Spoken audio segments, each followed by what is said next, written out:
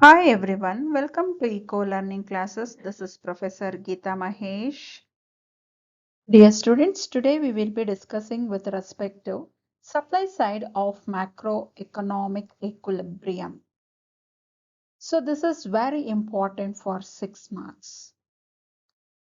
For 6 marks, they may ask you to explain supply side of macroeconomic equilibrium. Now let us discuss, dear students. As we all know, the law of supply, as price increases, supply also increases. That means there is a positive relationship between price and quantity supply. The same thing you can apply even at macroeconomics too. See here, in macroeconomics, supply curve moves directly with its price. When price is measured on x-axis and on y-axis quantity supplied. Usually we will take values on y-axis and quantities supply are quantities on x-axis. But in this case, we have taken price on x-axis and quantity supply on y-axis. So this curve, what is moving upward, it indicates that there is a direct relationship between the price and quantity supply. Now, what is quantity supply? That means here we are talking about the quantity supply of an economy, which we call it as aggregate supply. As we are dealing with the macroeconomics, we have to consider the aggregate supply of goods and services in the economy. Here also this aggregate supply has a positive relation with its price. As price of general prices increases, definitely the supply of goods and services also increases. That means the prices of goods and services increases means the supply of goods and services are going to increase. Then what is aggregate supply? It is a money value of all final goods and services produced in an economy.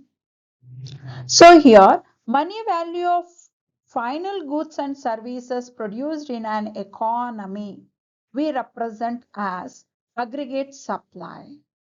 So that means the money value, whatever you will earn by selling this final goods and services, can be represent as income of a nation.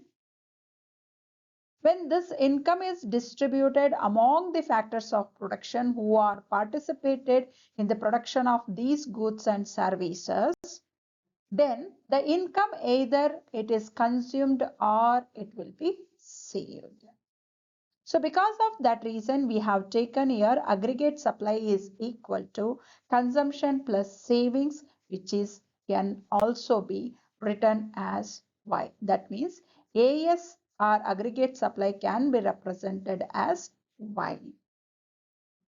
In the following diagram shows aggregate supply on the vertical axis and GDP on horizontal axis. So when we are going to measure aggregate supply on y-axis and GDP on x-axis. Just you remember this one, the first stage of macroeconomic theory where we are taking the price level as fixed. Why we are assuming price as a fixed means? Dear students, if price keeps changing, the value of money value of goods and services are also keeps changing.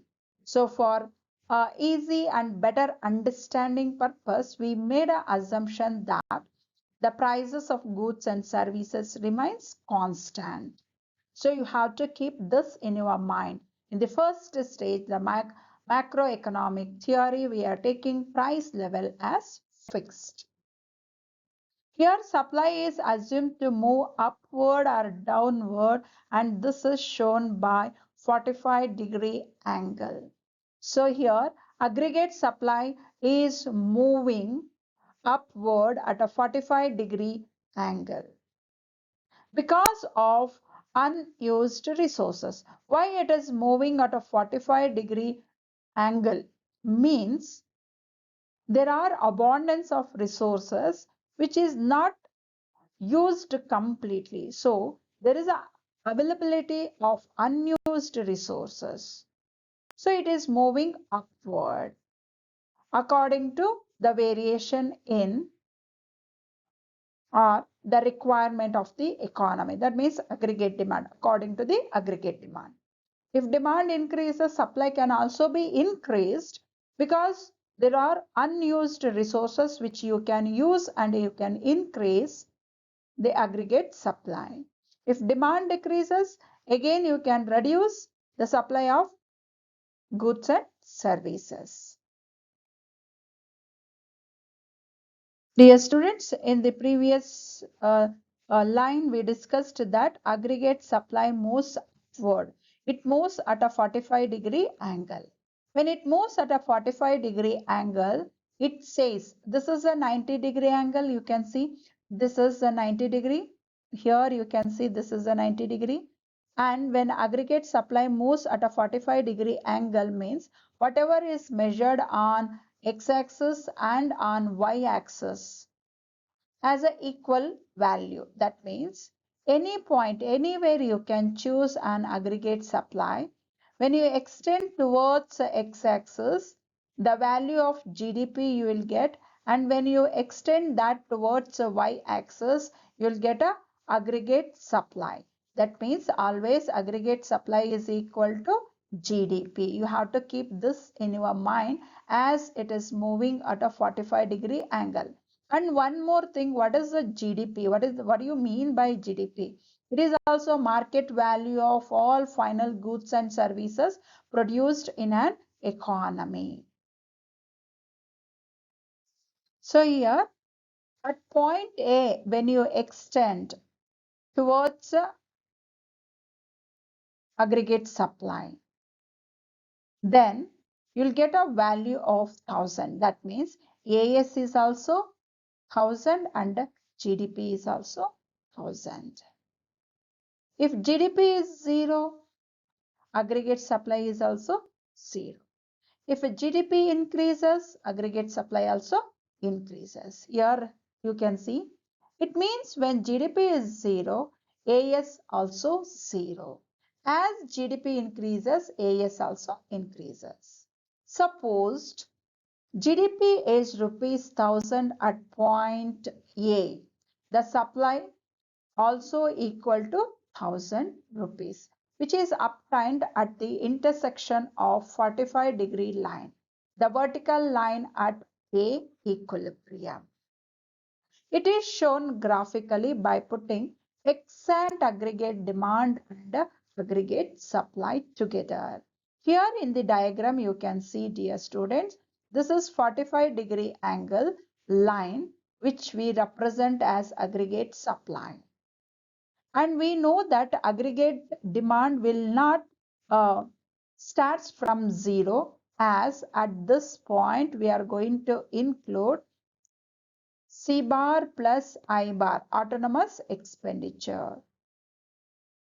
So when autonomous expenditure, that is autonomous consumption, autonomous investment is included with the induced consumption.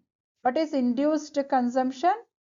Marginal propensity to consume into income, that we call it as induced consumption. Then you will get an aggregate demand. So aggregate demand is equal to C bar plus I bar plus CY. So we are talking here the two sector economy. Only household sector and firm sector is there. So because of that reason, we have taken aggregate demand as C plus I. And we know what is C, C bar plus CY.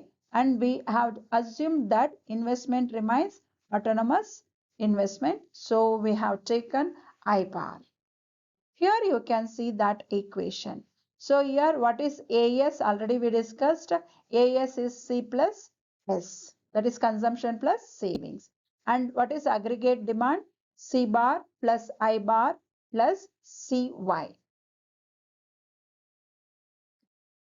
Dear students, this is the equilibrium position, okay, where aggregate demand is equal to aggregate supply. Aggregate demand is equal to aggregate supply.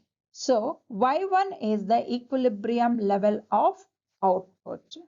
So on x-axis we have taken income and on y-axis we have taken extant aggregate supply and extant aggregate demand. So at equilibrium position, you can see at equilibrium point where extant aggregate demand is equal to extant aggregate supply. So the same diagram here you can see, dear student, as I told, this 45-degree angle is nothing but a aggregate supply, which you can write as Y2. Okay, here the plans of suppliers are matches with those who provide a final demand. That means aggregate supply is equal to aggregate demand in the economy. Here you can see aggregate supply can be written as Y and aggregate demand equation is consumption, that is autonomous consumption plus autonomous investment plus induced consumption. So this CY can be brought towards the left side. When you bring that towards the left side, it becomes Y minus CY. This is equal to C bar. The left out is C bar plus I bar. Now, when you bring out Y outside, the left out is 1 minus C. Okay, which is equal to C bar plus I bar. You can see here. Now, to find out the income, equilibrium level of income, you have to divide autonomous expenditure, that is autonomous consumption plus autonomous investment divided by 1 minus C. So easily if you follow this formula and you can find out the equilibrium level of output or equilibrium level of income. Dear students, if you like, please like, share and subscribe to my channel. Thank you so much.